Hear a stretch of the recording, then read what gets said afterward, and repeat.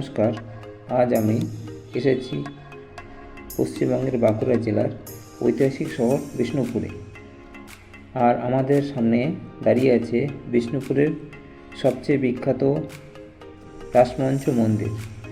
এই মন্দিরটি নির্মাণ হয়েছিল 1600 খ্রিস্টাব্দে। মল্ল রাজা বীর হাম্বির নির্মাণ করেছিলেন। এটি বিষ্ণুপুরের প্রাচীনতম ইটের স্থাপত্যগুলি অন্যতম এক। মাল্ল রাজাদের অন্য শিল্পরুচি এক অসাধারণ নিদর্শন। মন্দিরটি ল্যাটেরাইট পাথর ও ইট দিয়ে তৈরি। এর চারপাশে রয়েছে সারিবদ্ধ অসংখ্য খিলান, যা দূর থেকে দেখলে এক অপূর্ব দৃশ্য তৈরি হয়। উপরের ধাপযুক্ত পিরামিড আকৃতির ছাদ বাংলার ঐতিহ্যবাহী চালা ঘরের স্থাপত্যশিলা প্রভাব বহন করে।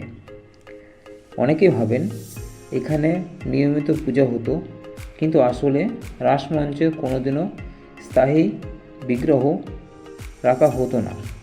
প্রতি বছর রাস উৎসবে সময় বিষ্ণুপুরে বিভিন্ন রাধাকৃষ্ণ মন্দির বিগ্রহ এখানে এনে একসঙ্গে প্রতিষ্ঠা করা হতো। এখন সাধারণ মানুষ এক জায়গাতেই সব দেবতাদের দর্শন করার সুযোগ পেতেন। এই বিষয়ে উদ্দেশ্য রাসমঞ্চ নির্মাণ হয়েছিল। রাসমঞ্চের চারপাশে হাঁটলে এর প্রতিটি খিলান, নকশা এবং স্থাপত্যের সৌন্দর্য আপনাকে মুগ্ধ করবে। দিনের আলোয় যেমন এটি মনোরম মুগ্ধকর করে তোলে, তেমনি সন্ধ্যার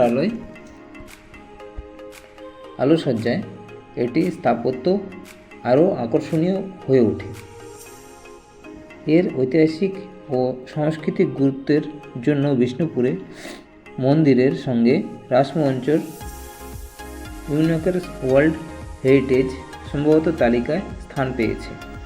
তাই ইতিহাস, স্থাপনা কিংবা ভ্রমণ যে কারণে আসুন না কেন, রাসমঞ্চ অবশ্যই আপনারা দেখার তালিকায় থাকবে।